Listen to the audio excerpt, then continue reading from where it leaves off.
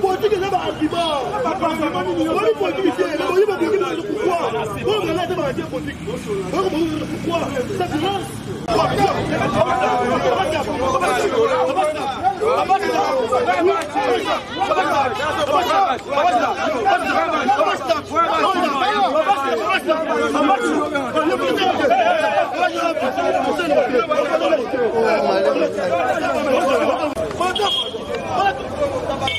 Anga tumba kara naga kimisi yango.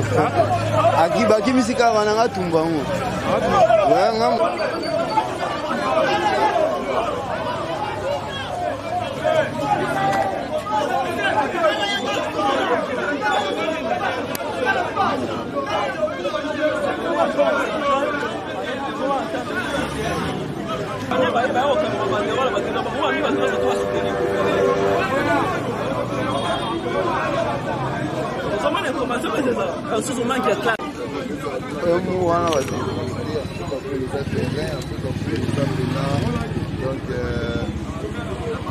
Actualité,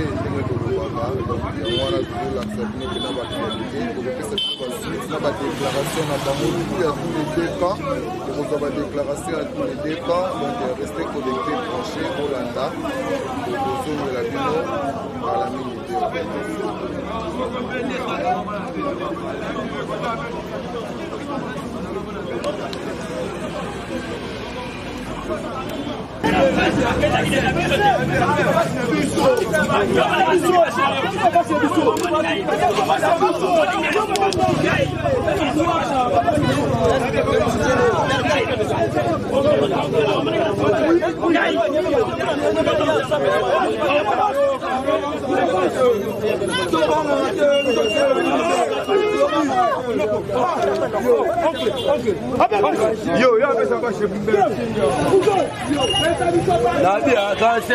Boyende mabe. Les membres de la PIM fallait pas boyer. Peut-être ça pour battre boyer. Non, maman boyer, côté dans l'autre. Bah, il y a un autre. C'est un autre. Dans Kamana. Il y a vanité. Mais mémoire, il y a une mémoire. Oh, il y a le bilan. On a le bilan. Donc, les gens n'ont pas comportement. Baye ko menacer biso balobi jamais to koyala ba na baba wala baye bisa maloba baye ko menacer biso yango biso tozali awa tozali bien soutenir IGF et ça la rapport na ya ba ça quel est dérangé son est bien té bandara na bandera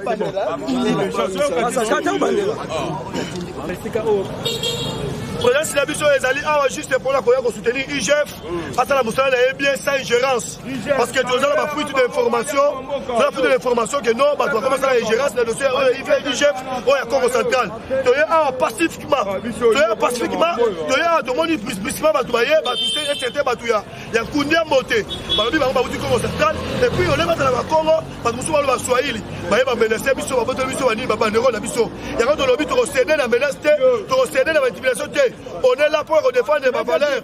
Congo central dans les provinces de ma valeur et tu retires jamais concéder la Batouana. Congo central la province de ma valeur, tu lignes chef de l'État à la télévision Moutoumora dit la province. Parce que tout Matouana a déjà partant. Le fait pas non, il faut pas décider Moutoua qui est l'élection dans Congo central. Non, tout Matouana mandat le 4 décembre 2019 et l'autre c'est l'état des droits. Tu lignes l'état des droits, moi, c'est la grande pauvreté et tel droit ils l'appliquer. Autant et puis c'est arrêté là-bas, tant que ça veut dire, et les droits, et ça va pas courir. Dans notre chef de l'État, apaiser les points là, il y a beaucoup pour ce chose, on va dire Congo central. Parce que Congo central, et les pas déjà pas là. Congo central, vous n'avez pas de changement. Les autres ont fatigué comme changement le Congo. Mais bon, Congo central, ils ont le changement, le gouverneur, il est de PPRD, par tout autre dirigé pour Congo central, de PPRD. Il y a un besoin de combattant. Combattant, jeunesse de Congo et IDPS. Tout le but, tout le monde a des soins, IGF. À tout Matouana, anti-valeur, à l'autre, il y a trafic d'influence. À l'autre, il y a trafic d'influence. Qui a l'autre, il y a IGF. Et puis, sur ma gloire, il y a un peu de IGF. À ça, vous allez bien, à dire, vous allez l'intimidation. Merci. Merci, Mingi prend la parole. Bonjour, Yadibosho. Oui, on a prolongé la anti-valeur. Parce que, province, les a, écoutez, province,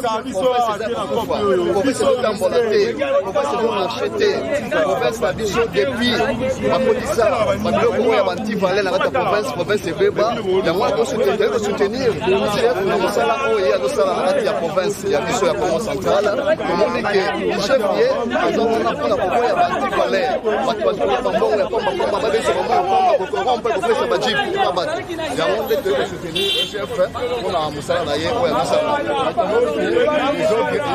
awa bantivale batindi bantigang na bango epuis bato wana bazali banegro te bazo baswahili bazoloba balangi moko impossible po baya kosoutenir antivale ya province wana le gouverneur de Chine biso toza na besoin ya makambo te toza na besoin ya mosala chef ekende liboso ekende malamu mpona vision ya chef de l'état. Papa, susi na bino eza nini papa ya Congo central? Susi na bino juste eza nini? Susi na biso ezali bachanger nano structure ya province babanda à partir ya gouverneur bachanger comme ça moto asika aya adirige province po province te ezwa pema ezwa souffle ya sika ozo reproche na nini bon tozo reproche ye na azotambusa province malamu te province utamba doatika province emarche arso te province eza kaka par terre so total tokei na badifo lokola bastade ti lelo stade emarche te debi ke fale bapesa kaka 3 millions po stade emarche bapesa 3 millions te bazwa ba 6 millions na bango bazwa ba 9 millions na bango stade emarche te stade eza kaka ndenge wana eloko mozo marche te na province matade eza par terre eloko mozo eza marche te bagene bakomi bambeyambeya kotambola pambapamba mosala kosala eza te na kati ya province wana besoin de province et évoluer. Merci. Bonjour.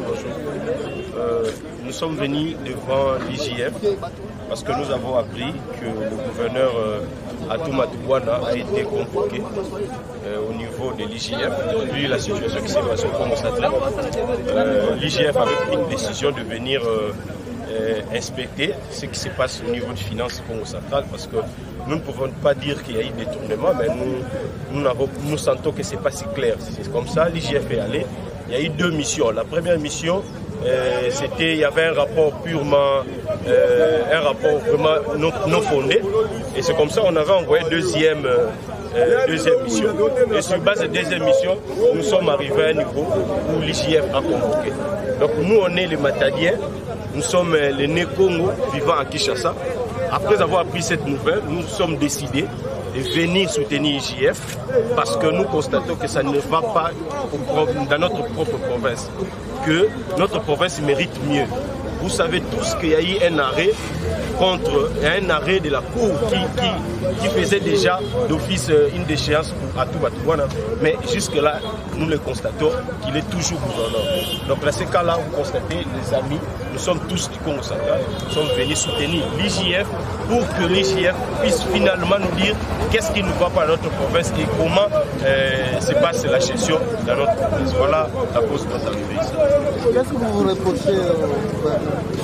Nous reprochons au gouverneur, actuellement nous ne savons pas dire qu'il y a mégestion. Les gens qui sont mieux placés de le dire, c'est l'IJF. C'est pour cela que nous sommes venus, parce que déjà l'IJF, le fait d'être là au Congo central, ça veut dire qu'ils ont senti quelque chose de mauvais. Donc nous attendons l'IJF et nous allons avoir ces rapports-là. Mais nous voulons qu'à tout prix que ces rapports-là soient vrais, parce qu'il y a eu déjà le premier rapport qui n'était pas vrai. Et cette fois-ci, c'est pour cela que nous venons en masse soutenir l'IJF, parce que nous voulons réellement un rapport définitif pour le Congo central. mingi mpe pesa bino matondo mingi toke awa na Gombe na okomandoma na ntola IGF nsasa ya présence beto awa buku yakele omekoza kuwa rapport ina IGF kadra osala na Congo central concernant gouverneur abeto ya Congo central parce que bien moi déjà que IGF me reconnaît dans la province moi aussi c'est que moi problème moi c'est que kuna sur c'est on doit mettre sur place donc ça to comprendre to saba yi nani résolution IGF ya kenini mais souci beto ke ya dit parce que mais c'est à tout Touwana tout même la bataille même pour ça la bakolo ya nkundi ya moté bakaliko beto banana babash ba mebaka ya ba nous ba kwa moi c'est que nous sommes aussi pour le gouverneur donc on nous a menacé donc bino moi c'est la image mais moi la façon quand la nombre de chef de l'état là la mais à tout Touwana il y a pas problème là comme central IGF me rappelle sa résolution nani qui va mettre ça comme gouverneur dans la nombre dans les jours qui viennent na bilou ngena kuisa ba mais ça va être au gouvernement gouverneur, il n'a pas valeur pétrie, valeur Congo, il n'a qu'un rassembleur, il n'a qu'un démocrate, il n'a qu'un Zaba, qui a la possibilité de Kusangisa, Banania surtout à Congo central, tant on voit la divergence avec la cataracte, Zukaya, Oba Fleuve. Donc, on a l'homme, le chef de l'État, Mfumu Yakizunga, la République démocratique du Congo, chef de l'État. S'il vous plaît, monsieur le président de la République, nous voulons un gouverneur au Congo central qui est un gouverneur rassembleur, qui a des valeurs Congo. Il n'a qu'un démocrate, il n'a qu'un ça va contrôler ça. On fait ça avec un endroit là, qui peut s'intégrer la prochaine élection, l'échéance prochaine, en 2023, il va voir la province. Oui, effectivement, nous sommes venus pour les problèmes de l'IGF. Voir et observer qu'est-ce qui va se passer. Parce que nous sommes vraiment les habitants du Congo central. Donc nous sommes le Congo centralien. Voilà, merci. Oui, entre ce qui arrive au Congo central, on a battu deux camps. Yo étant que doyen au Congo central, les Lobano ils ont mis la situation au les Loa Merci. Je vais d'abord me présenter. Je suis ayant droit coutumier et foncier de la ville de Matadi. Donc je suis dans la famille de ayant droit et de chef coutumier. Donc si vous avez peut-être l'habitude de suivre les émissions, vous allez comprendre que ce n'est pas pour la première fois que je vais passer dans la télé. Donc j'ai l'habitude de passer à la télé pour essayer une fois de défendre les intérêts de ma province. Donc ce qui se passe, pour moi au Congo central, il n'y a aucun problème. Parce que le gouverneur travaille très bien. Et c'est un monsieur qui est en train de chercher comment améliorer la situation au Congo central. Mais voilà ce qui nous arrive. Il y a l'IGF qui était descendu à Matadi pour faire ses contrôles. Ça, c'est son travail. Mais quand il est en train de travailler, donc s'il a peut-être trouvé quelque chose, il doit se contacter au gouverneur pour avoir des éclaircissements sûrs. Parce que nous qui sommes habitants du Congo central, nous connaissons très bien que le Congo central, maintenant, au moment où je vous parle, le Congo central marche très bien. Voilà, je dis et je vous remercie.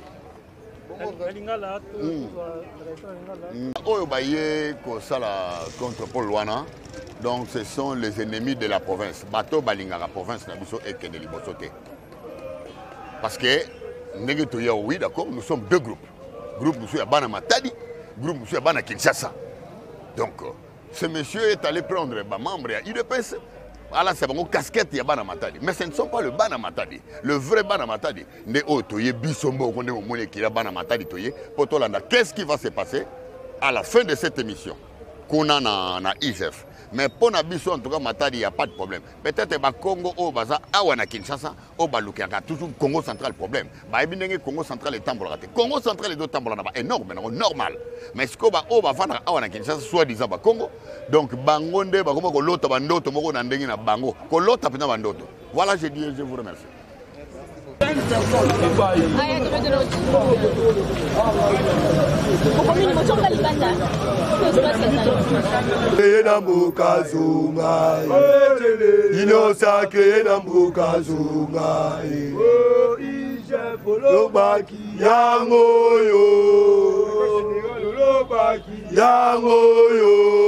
Ino sacré na mboka zunga, ino sacré na mboka zunga.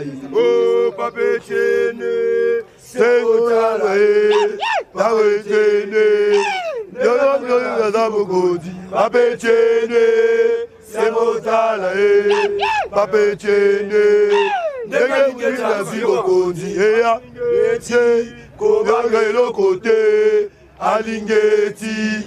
Bana kitira okoti alingeti kobagero kote alingeti bana kitira okoti eya oekoya eya oekoya eya oekoya eya oekoya amusosole fajaza beto amusosole aningetaza mwano amusosole fajaza beto nazi parti na ngana chango na poche nalewa asasi ke neko nazi parti na ngana chela poche na minito na zali IDPS so babi IDPS Congo Central de Kasangula Mwanda azomona cha express tinga professeur beto so na iba bo mbena ile équipe politique basueka mona professeur beto Équateur, biso ntango totelemaki na marche Banzangu Lukala Kipese Matadi okokabola biso Congo Central te toyebi bato balasi makambo oyo bamantezola bazalaka bamakambo oyo biso baoyo tobundi na kati ya IDPS tobundi babengi ngai na kombo ya Lubaki Nzola Meso Raphaël Chakudi Bonas le fou de Fachi. Ne touchez pas mon Fachi, moi j'ai choisi Fachi. Nazali number 1 de Kasangula Mwanda oyo IDPS ya kati ya Kasangula Mwanda soki boyoki Chakudi Bonas ezali ngai. Soko yoki penake o propagande banda o 2011 bato bakima mboka pe bazonga su mboka biso ba o ba Chakudi Bonas.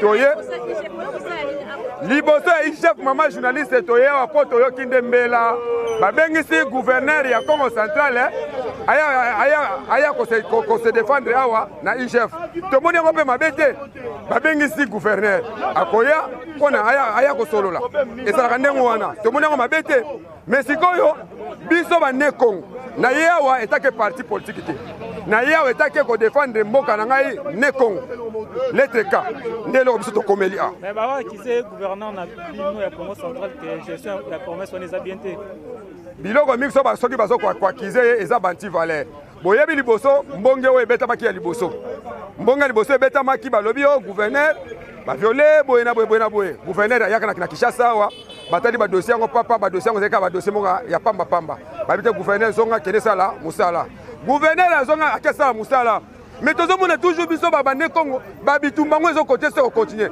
dernièrement gouverneur ake Amérique akendaki pona kokuta na ba investisseur américain mais bapanzi esango epa bato lokola bamantezolwa oh gouverneur a tout akimi américain boyena boye gouverneur a parti Amérique atindeli biso babilili ninga zaina na ba investisseur pe baye to moni bango biso moko to compagnie bango jour ngo ya ki danger to na mobiliser IDPS to telemi biso nyonso tout faut sentir pendant tous les partis politiques to telemaka pour koyamba gouverneur vous comprendre to ça na pour la violence babengisi gouverneur. Est-ce que ensuite il y a voyage en Amérique et retomber dans la province des années? Voyage na yeto mona ki pe ba investir de bayaki. Oyebi on a nos compagnies na Hyundai ya montage. Bako tshako na territoire Songololo. Soki na ya ka plein mbele bomoni na bilili na ba photo mbele bomoni. Ya Hyundai wana. Bako tshako na territoire Songololo. To sala ki place wana. Ba américain o bayaki wana. Ba yebe pona nini ko sala banzela par exemple ba axe na biso nyonso banzela eza ko beba poko batina cimetière ya mausolée ya président Kasavubu de faire président Kasavubu tina singini nzela eza ko beba kutunga na tambola na nzela na tin to kene na secrétaire général na biso ya IDPS Augustin Kabuya to komane tina singini na tournoi na ya Congo Central nzela wana eza ko beba gouverneur akotisi batu ba investisseur batala nzela wana pona babongisa yango tozana nzela biso oyo kotaka kimvula nzela mabe sendi kutu ezala kutu ke ba matériel bakita one na hélicoptère gouverneur akosi ba investisseur tina na ba axe wana nyonso ponini ba nzela nyonso wana esalama stade na biso nanu oya Matadi otolelaka tango nyonso evandaka na gouvernement oyo eleka wana stade wana deja na minicho oyo nyonso batemi mpona ni misala esalama toze bate bakize gouverneur nani eza toujours po ye alongwa na kana bango gouverneur azaka na kati ya parti ya PPRD soutien alongwa na kana bango tolobanga kuluki longwa na ka wana eza kana yo te ayebisi biso na postelaki indépendant na fonction ya gouverneur na postelaka indépendant alors nazaka na ka wana te batelemela ye tina bashadari banani bane batemela ye mais biso na baparti nyonso na ikopi biso IDPS Mbanza Ngungu nga nasala mobilisation na Mbanza Ngungu mpona gouverneur toboyi bachange biso gouverneur na sens ke tokozonga lisusu nsima totikali sikoyo na combien d'année tozokonte net sikoyo net ba 800 jours ou bien 800 soki combien on est de jours etikali toboyi balongola biso gouverneur bakozongisa biso nsima biso bandenge kongo toboyi mpo ndenge toboyi soki tolobi tozonga na Congo Central tokopénaliser de Kasangulu à Mwanda mpo na tout tokopénaliser eza makambo ya parti politique te mais eza makambo ya biso bane Congo. Ok, merci beaucoup. Ambu boye meta lutila mais banka beta bakisa no a tout fo wizi diku gouverneur bankenge or que mukuiza kena keza sasi la mambu do azoya pona ko limbola ndenge ba dépense salaki awa na salaki boye awa na salaki boye mais nazokamwa eza likambo ya Congo central. Ndenge nini muta ne Congo te azokota makambo ya Congo central. Biso ba Congo toza civilisé. Mu Congo aza muta désordre te. Mu Congo aza muta dialogue. Quel que soit problème eza makasi ndenge nini. Kutimba koko batikela biso richesse ka yango wana. Bokovanda na sanzete mwa nsambe bimakazu bo sololi likambu esili. Soki boye kaka mukolo nini mu Congo akozwa poste ta premier ministre na ba futilité oyo eko simba kaka te. Mu Congo akomi mutu nzinunu motema mabe. Alors tika ba konjo bazo kamba biso kibo konjo uta epa nzambe. Président de la République azawana kibo continuer yaki par hasard te eza mokano nzambe. Il faut qu'on respecte ye. Au fini mukonzi mboka eza lisumu na Bible ezali. Kibo konzi la likolo. Ata o forcer ndenge niso etanga makite okozwa yango te nzambe mutapesaka. Alors totika ko déranger mboka. Tolinga province biso e mata likolo ba province musu bazo seka biso ba Congo. Mu Congo aza muta modelo yote. Province tonda ba kite tonda ba minene ba port. Mezo tika la. Papa mutuna utuninga eza malamu. Ba port marshal ba richesse ezali. Mais lelo oyo oui na kura ya inga baraja inga. Mais lelo oyo papa soki bovandi esika bozo yokana te. Eko même président de la République azawana. Soki bazo déranger bokolo bakazo kosala te. Foko tika mukonja vanda kimia bota la mandat na ye. Soki bozo déranger mais akokosala te bokolo bakazo kosala te. Foko tika mukonzi kimia botiki mandat na ye. Soki makambo ezali bako bongisaka bango moko bakonzi. Politique tout ça ba petit politicien. Et ça échelon par échelon. Tout ça mamba parti politique, tout ça mamba intérêt à province. Zo wala ndé intérêt à province na biso. Zo na tira imate okuna balobi te. Tozo senga na bakonzi o ya ne Congo. O ba dijanga ne Congo. Ba vanda esika moko batala likambo Congo central. Batika ba fidélité. Tala mandé zo silaka bo province zo kenika na ya kobeba. Parce que boyokani ezate na 5 ans eloko na 5 ans bakonzi ya ne Congo. Oyo ba vie o ba dijanga ne Congo. Ba meka kovanda esika moko kinzonzi o batikela biso dialogue. Ba dialogue na nubata la province. Batika batira ima. Kiti ya mokonzi ya province aka kiti moko. Boko wela combien de personnes? C'est la tour na yo so ekoki ko vanda na bana suki ndo papa. Merci. Chilongo etane dwe poni motote bako kangama etane dwe poni motote o ya kimbo sola la te bakobeta boloko ya kimbo la te bakobeta boloko. Bonjour chers camarades.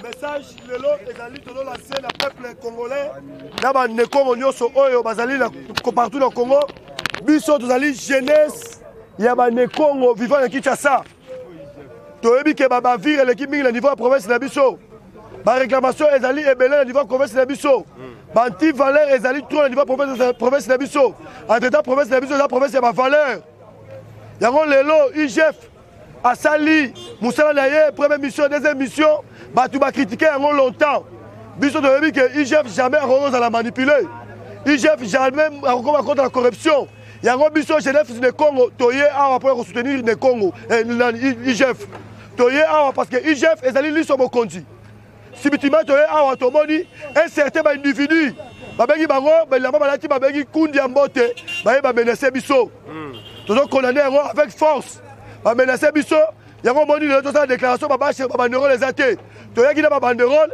bandeko baye na Swahili. J'ai constaté que l'insécurité dans le niveau Congo central ezali bato ba du jeu province ba sala yango parce que toye pacifiquement koya a soutenir IGF pacifiquement mais tu as menacé na ba individu on va soutenir ba anti valeur on va diriger province yango to lobby awa to céder la menace to beta Kabila na mboka o atika pouvoir. C'est nous jeunesse to boudeki pour le changement au Congo et Congo central boudeki pour le changement le lot de changement tant que fati na Congo mais mon Congo central le changement te yango biso ba ne Congo tozali kobunda, tozali déterminé et engagé qu'on renverse bantu valait ba gérer province. On est contacté. La province est en insécurité. Et ça là homme fort. Parce qu'il y a appelé chantage que la famille chef de l'État soutenir bango. Biso doyebi maman Denise a soutenir bantu valeur T. Et IDPS parti ba valeur jamais qu'on soutenir bantu valeur on va diriger province. D'accord to lobby to céder la menace tozali awa batika justice et ça l'indépendant. Batika IGF et ça la musala nango. Ba ça ba chantage ba corrompre IGF. Biso doyebi que IGF et dali l'issue ya peuple congolais. IGF et dali l'issue à Fatih Béton. Yango tozali awa donc on face au monde que tozali derrière IGF tout appelle la converse nango et on sala nango bien parce que to ya te bon dans le néant. To yebi Congo central ba bimisi mo 6 millions de dollars pour passer le stade. Moi dans le babo de Congo charge na kenda la ministre du Congo central biloko o ba ya nango banda de fait tikam Jacques Madou ba me ba biso stade to bona yango et le lo passer le ko te yango to senga IGF et ça la musala nango. Oh, il y a combien de sur la main.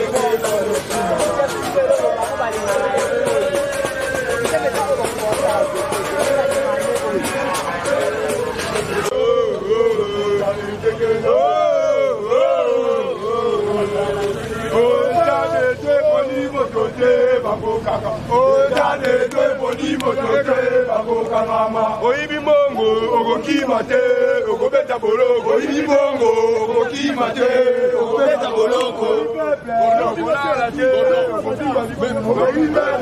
okolala te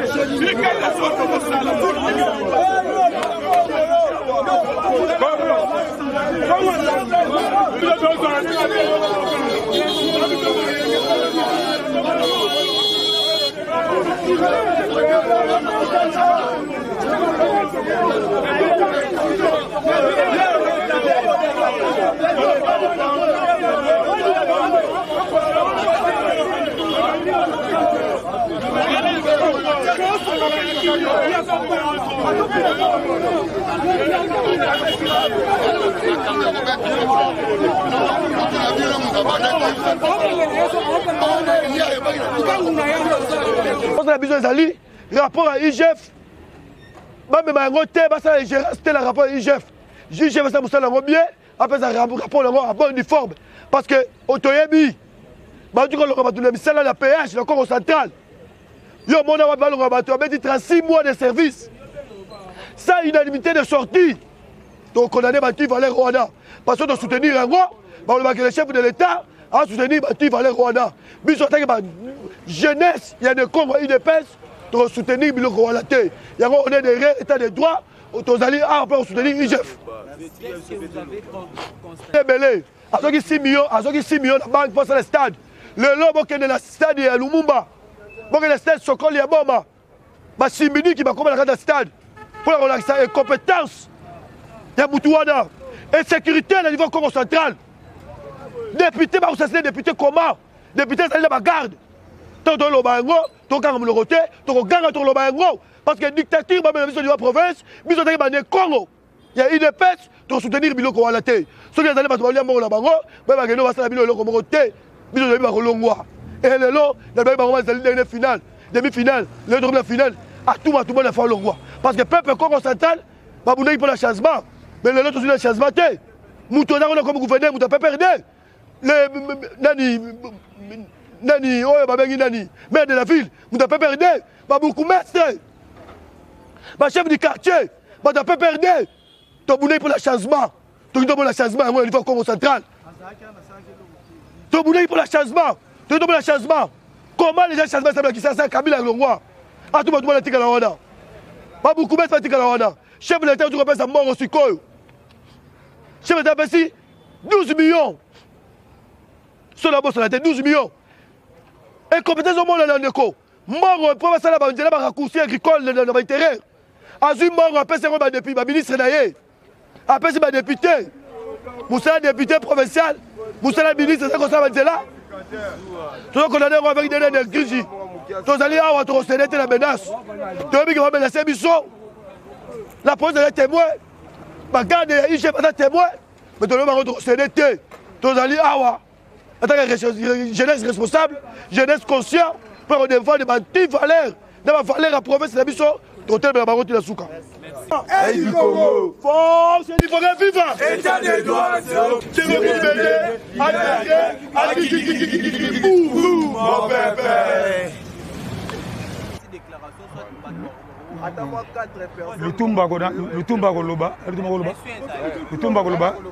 D'abord, Papi Lévy, coordinateur à GECODEG, les jeunes conscients pour le développement du Congo central.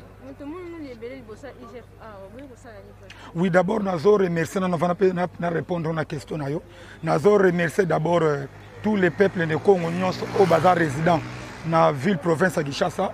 Pour nous un grand merci parce que la province de Congo central n'a jamais manipulé les délégats, ou manipulé toute la province de Kassavubu. D'abord, nous remercions le Congo. La présence de d'abord encourager, soutenir le gouverneur Nabiso.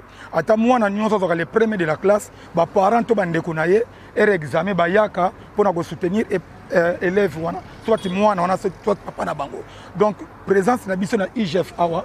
IGF, nous avons réfléchi, moi, voyons Mike Bazoluba, IGF a kanga gouverneur à province parce que gouverneur a une humilité et le contrôle na Congo central. Tant que le contrôle na Congo central, le document, le gouverneur a se justifié et le gouverneur a répondu par correspondance. Et après, IGF a invité le gouverneur à province à se présenter pour que tout oyo IGF vis-à-vis du gouverneur de la province à Congo central. Et biso ba jeune ya Congo central non ke ba ne Congo oyo bazalaka na Kinshasa awa biso toza ba Congo oyo tovanda na kati ya fief toza ba leader ya Congo central ba o ba vanda na kati ya Matadi ba Boma ba Kisongololo ba Kisantu biso nde toye na Kinshasa awa pona ko soutenir le gouverneur de Congo central. Et d'abord nazo regretter ce qui lelo oyo bandeko na biso ya IDPS parce que IDPS est parti na biso nyonso biso toza na kati ya union sacrée pour soutenir vision chef de l'État. Ce qui chef de l'État et que bilan naye et que biso ba congolais to soutenir yete exacte que recherche chef de l'État président Félix non et que la recherche ya biso ba congolais yango na ko senga na bato baza na ngambo ya IDPS na lobité bango nyonso moi ba automoni ba échantillon wana il faut président Kabund abana ko pesa bango idéologie ya parti et bayeba comment bakoki ko défendre mokonza mboka toko défendre mokonza mboka te et ozo finga oza équipe moko mais ozo nyata joueur oza équipe moko ndeni équipe ko marcher le gouverneur azana union sacrée azo soutenir vision chef de l'état et toko to na Kinshasa wa sibitima et bato ozo benga makibata bata IDPS et bata union sacrée baloyi baye pona ko soutenir soit IGF ba ko soutenir ye comment donc bato tout bazo landa biso ba congolais ba Congo et ba Congo toza fragilisé depuis mort ya Kasavubu et na papa Kimbangu et to comme na moment ya ko relever ba défi pour na papa prophète Simon Kimbangu et papa Kasavubu tous les valeurs ne Congo eza neutralisé par rapport à ba commissionnaire ba politicien kinois yango to senga na jeunesse Congo centrale ba jeune baza ba responsable ba OT baza ba kuluna ba jeune baza ba responsable tozo lancer appel na ba onions baza na Kinshasa awa ba yeba ke province na biso eza décollé province na biso qui bloqué na FCC bolanda ki lorsque FCC ba retirer confiance et pas gouverneur na biso Congo central premier ministre FCC ministre grand travaux FCC ministre de finance FCC musala nini ko salima na Congo central et yango to remercier président Félix na visa union sacrée lelo union sacrée na Congo central soki muntu alobi ke misale total salima na Congo centralité faut botala mutu na ye peut-être comme na problème mutu oyo batu bazo yebati na niveau mbanjangungu gouverneur atu matubona azo réaliser 2 km et demi banzela a réhabiliter voirie urbain ya mbanjangungu toye na Matadi azo sala nzela oyo bandi ki envuti kambana asali nzela banda kokati bwima et azo financer mairie ya biso ya Matadi pour on réhabiliter mairie na voirie urbain ya ville ya Matadi et soki to yé na niveau Songololo awa bazo na niveau ya Kisantu gouverneur atu azo tonga stade Lumumba et azo tonga plus de 570 km ya banzela et nazo mituna soki gouverneur atu matubwa nazo sala te sur plan éducation a fouteli ba jeune étudiant ba o bazana université na Kinshasa awa bazangi misolo ko futa ba frais académique et province azoki bango na prise en charge voir na ISN na biso Matadi et gouverneur sur plan éducation sur plan santé batu bayeba ke gouverneur pona ko protéger makambo etali coronavirus e frappa ki biso to a réhabiliter ki pavillon militaire ki Nkanda et lelo oyo bazotonga morgue moderne pour la province na biso ya Congo central précisément na ville ya Matadi yango naza mituna soit diza ba Congo o bazana Kinshasa awa baza résident na Kinshasa awa ba yebisa biso gouverneur nini bango bakondima lelo oyo na mandat ya président Joseph Kabila peut-être ba Congo balinga ki ba bénéficier mais nini boma ki biso oyo ko funda Kingandi province moye kende liboso ezati le dosi président Fachi na moi tamu ke président Fachi asali to bénéficier nzela lufu o ezala ki inachevé en vie to bénéficier nzela mwanda et lelo oyo président Fachi sala nzela ya chim nzela na biso o ya Nkamba et ça n'a pas fort au président Félix Antoine Tshisekedi et Kalamingite bazo lancé pour un non profond mais lelo ce qui divise et côté na biso président Félix akoyoke la nani yango nazo senga na bakolo o bazana Congo ba lene na biso ya Congo central est-ce que comment peut permettre ba individu ba o bazana réputation ata mukete na Congo ni na province ya Congo central baba na kozo ba parole na kombo ba Congo non peuple mukongo za peuple mungo ya paix peuple mukongo za peuple à dialogue et ba valeur wana yango c'est pas gouverneur atu matubwana anako kamwa soki ba brigand ba fumier de chambre ba fois ça la nini et nazo regretter soi-disant leader soki président soki financier jeunesse IDPS azolo ba kaza mukongo et que gouverneur atu matubwana azoko kotonga stade te mais non stade Lumumba est détruit pas n'a pas gouverneur atu matubwana babanda kotonga stade wana elongona fait gouverneur Mbadu Situ akutaki baniongo na province parce que à l'époque Congo central bano vivre une injustice moko incroyable pour gouverneur à ça il faut ça un montage financier au nom de la loi la continuité de l'état il faut gouverneur atumatubwana afuta banyongo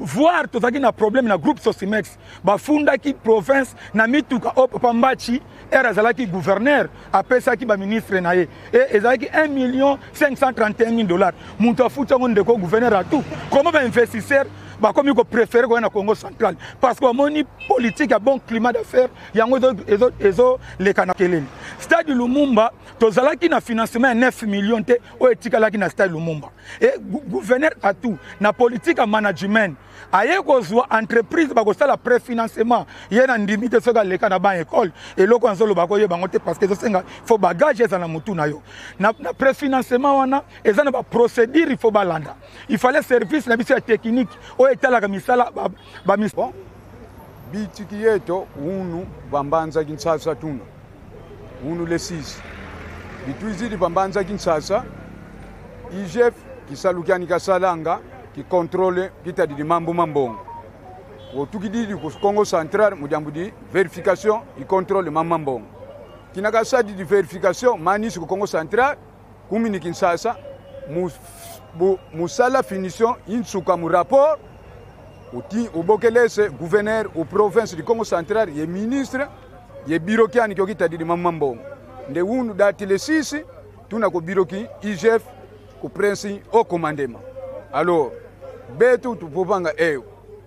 Betu ba Congo, Nkongo, Kamwesanga, Vatadianiko, Provincani, Nsoniko. Bambuta yavo, venaka falueleko, mwetu pakuluela menga, nkatu. Epe landa kasa, kufungu di bandoki, wanu kwa guaku. Kana po mukanda, babidi tunu. Me mutu ndo dirijanga kanda, mutu mosikaka. Idi navo, landa kasa. Tata excellence atuma tubwana kakala kaka koponga tubobosi sinza bie bosi tadi wakiokyo fulu mais okina pontangwani beto bakulu tukungikama mukusoutenir mudiambu nsi yetu yikongo ye province yetu du Congo central dienda kuntuwala ça fait vous nkongo unina vous widu nkongo unina kamutu mosiko ndo zolele diakidani dinsusu dilozo kwa bantoto di pasuka c'est que pour Congo una voata souci jine Congo mais est-ce que mo manka tota kuna monike no ne Congo ikuminika bosi nkumbu mais kayile se kala munkumbu kifete kala bubisalu mu volonté vo mutu bozole lenciani Valer Kakalanga idina vo antake beto tuna ba leader ya ba jeunesse ba ne Congo de Kasangula mwanda beto kimaka tuta kulomba kuba papa, kuba jeunesse, kuba mama, pe, kimia. Kadi nzovo mazuina, kaikalanga luleku. Kongo lemba masangu, e papa IGF seka sala contrôla ni imene, setu vutuka ko Congo central, moma sidi, kuna Congo central tukuna motela. Yamudinki, to sala kisalu nchieto, province tu yende kontwala donge mbovo mama kaminsuka, mbovo mikimia. Donc merci mi. Boma, ekimboma, ndinga ya matali. Olo yeto kumatali, ketuna kutumambo ko. Que tu as mambo kumatadiko nanga bo gouverneur atu ndi atama yambika di atili no munzila kena e Congo dia dio deciding ke mambo mabyokele muna atu mama mabyoka una ukambili nkundi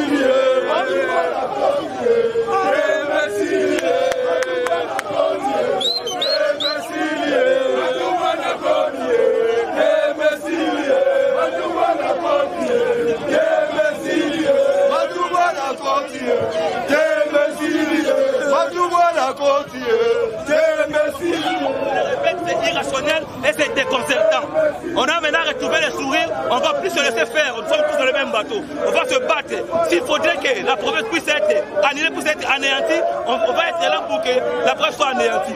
On en a marre de ce comportement, c'est tellement irrationnel. La province a assez pleuré, on a assez pleuré, on ne veut plus pleurer, on a retrouvé le sourire, on va protéger, on va préserver ce sourire-là.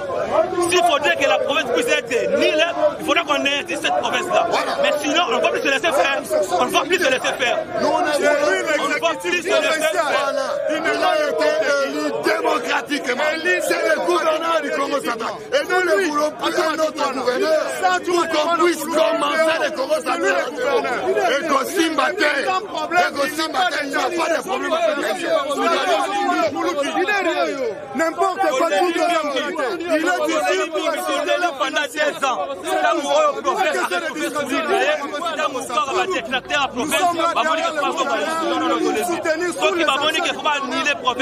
C'est-à-dire, pas anéantir Yango, on préfère encore pas anéantir la province. Mais donc, c'est ce qu'on les laté, on les élimine. Donc, tout le monde a dit qu'on s'en va comme ça, malgré le combat, on va faire face d'Ango. Non, on ne peut pas accepter. On accepte pas assister le financier. Merci beaucoup. Le peuple, oya banga kapitumate, oya iba kake, atuma tubona, yewana saye, atuma tubona, muja tembe, esiaye, oya iba kake la province, atuma tubona, le peuple, il est toujours là.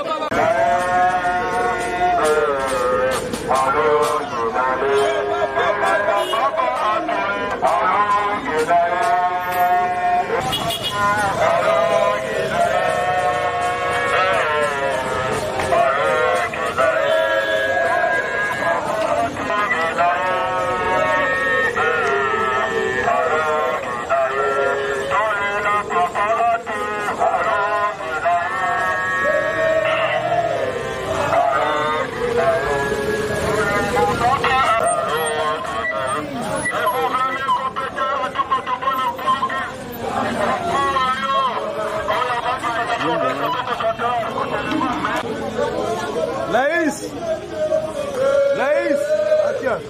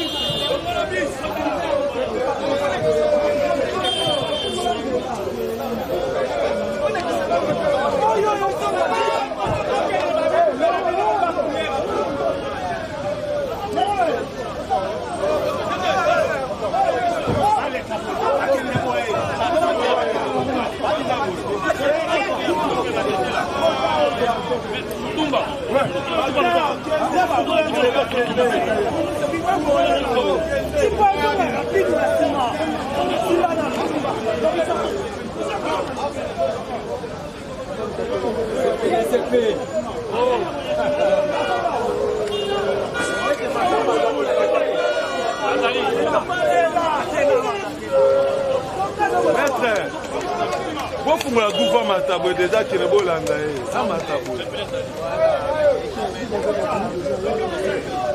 Kuva do matabo.